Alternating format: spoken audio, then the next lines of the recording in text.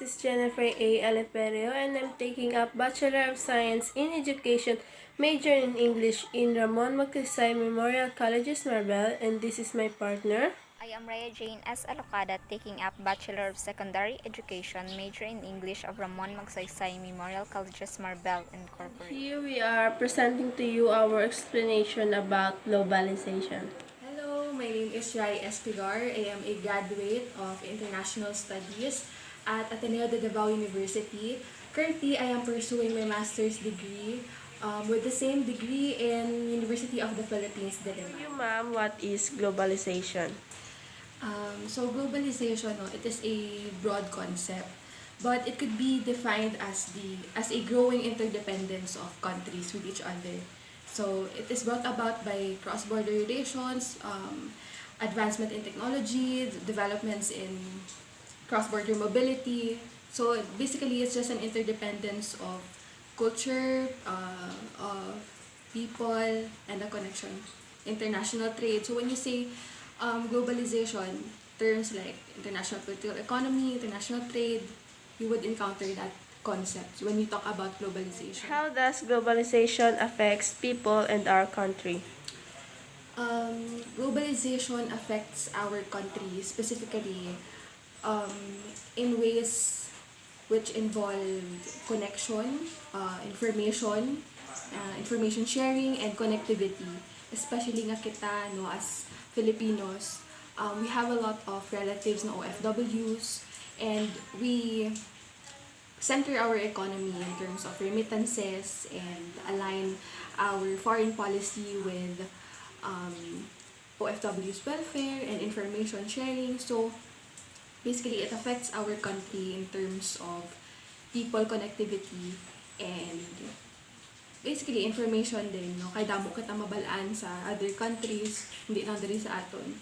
So, the movement of people is easier dahil may globalization. And for the Philippines, mas makakonect kita with our families abroad, mas ma-aware kita of international politics and system abroad, hindi lang diri sa Philippines. So, amo na ang effect ng globalization in our country. Does globalization really helps our humankind? Yes, there are a lot of advantages brought about by globalization. Most importantly, the movement of goods, connectivity, people-to-people engagement. For example, pag bugtaw mo kaginas ng aga, ang toothpaste mo, maging damit, ang sabon mo, it's not because ara lang na dira, no? But na-acquire mo na siya because of globalization. So, there is a lot of advantages because of interdependence, no? Because of country-to-country relationship. And ang interdependence nila sa country, ang relationship nila, is fueled by globalization. And there are a lot of advantages, no? Makakuha kita sa not just products, but people, maka-gain kita sa knowledge, cultural knowledge from other countries, and that is made possible by globalization. So, oo, it is important and it helps humankind in a sense na we can connect better with each other, we can acquire more goods, and we can travel more because of globalization. What is the importance of globalization?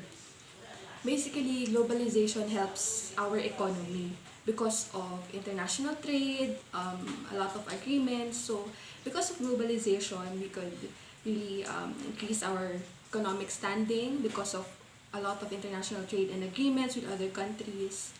So when we, for example, in our region, or within our regional borders, ASEAN, for example, globalization play a huge role in terms of our international engagement and international trade. So how we acquire other products, how we acquire goods, and it really not just goods, no, but people, our productivity as a people. Most importantly, as a country, our main product is our people. So it could be our BPO industry, OFWs. So there are a lot of important aspects brought about by globalization. Most importantly, in economic aspects for our country. Is there bad effects of globalization? Yes, even though there are a lot of advantages brought about by globalization, there are also a lot of disadvantages brought about by globalization. One is the movement of goods. It contributes to pollution, no, or emissions. Don't you know that a product from Africa is packed in China and sold in America? So can you imagine the movement of goods, no, from Africa to China to America? How it contributes to pollution by the emissions, and also it globalization is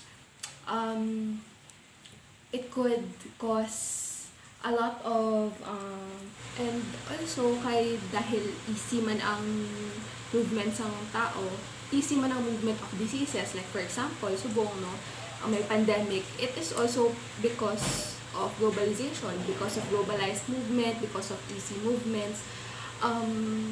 Madali kita maka-acquire sang pandemic because of that also. So amo na siya ang siguro main disadvantage of globalization. It contributes to pollution, and of course it could contribute to widespread diseases and pandemic like what we are experiencing right now.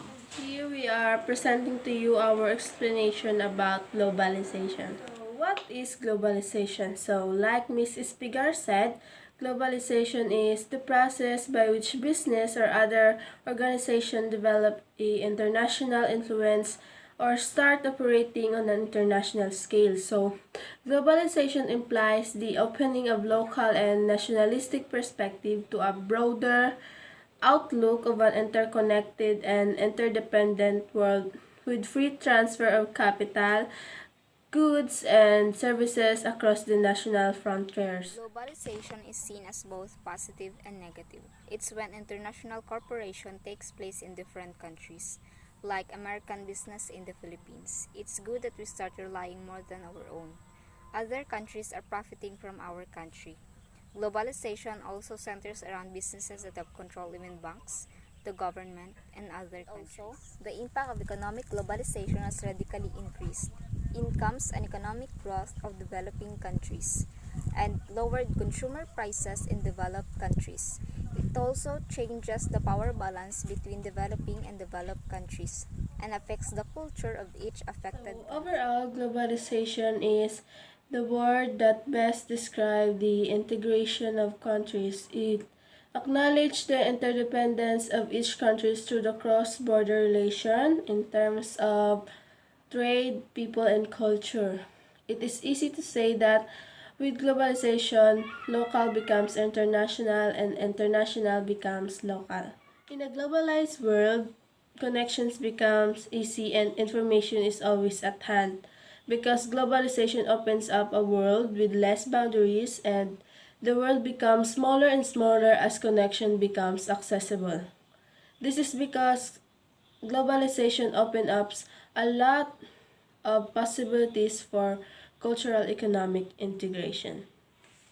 Hello, my name is Rai Espigar. I am a graduate of Bachelor of Arts in International Studies at Ateneo de Davao University.